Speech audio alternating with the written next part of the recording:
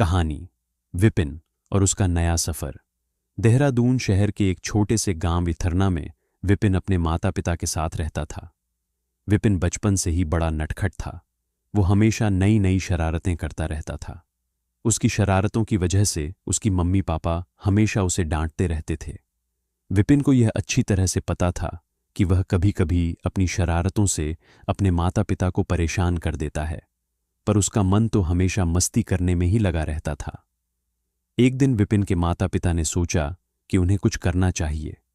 वे चाहते थे कि विपिन अपनी पढ़ाई पर ध्यान दे और उसकी शरारतों पर नियंत्रण पाए। इस सोच के चलते उन्होंने एक निर्णय लिया।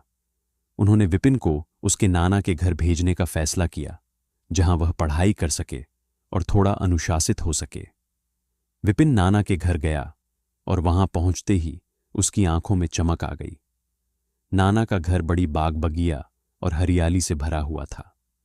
वहां खिड़की से झांकते हुए विपिन ने देखा कि उसके नाना हमेशा पढ़ाई करते थे और उन्हें किताबों से बहुत प्यार था।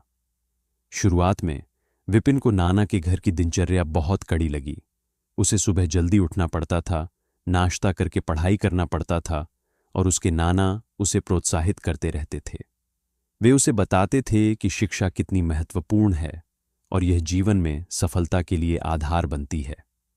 धीरे धीरे विपिन को यह समझ में आया कि पढ़ाई करना भी एक तरह की मस्ती है।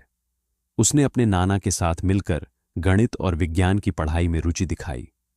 उसकी नटखट प्रवृत्तियों ने अब पढ़ाई के माध्यम से नया मोड़ ले लिया था। वह अब अपने नाना के साथ मिलकर प्रयोग करता, नए सवालों के जवाब खोजता और प्रतियोगिताओं में भाग लेने लगा। कुछ महीनों बाद विपिन ने स्कूल में जबरदस्त प्रदर्शन किया।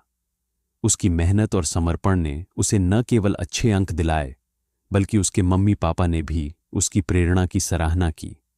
वे खुश थे और विपिन की शरारतें अब उसकी पढ़ाई में सकारात्मक रूप से बदल गई थीं।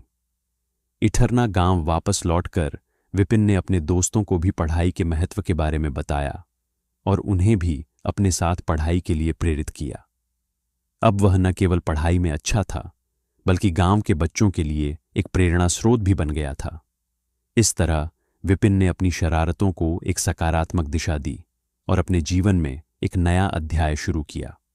उसने सीखा कि अपने जुनून और नटखटपने को सही दिशा में मोड़कर वह न केवल खुद को बल्कि दूसरों को भी आगे बढ़ा सकता है। कहानी का यही सार है। शिक्षा और समर्पण से ही हम अपने सपनों को साकार कर सकते हैं।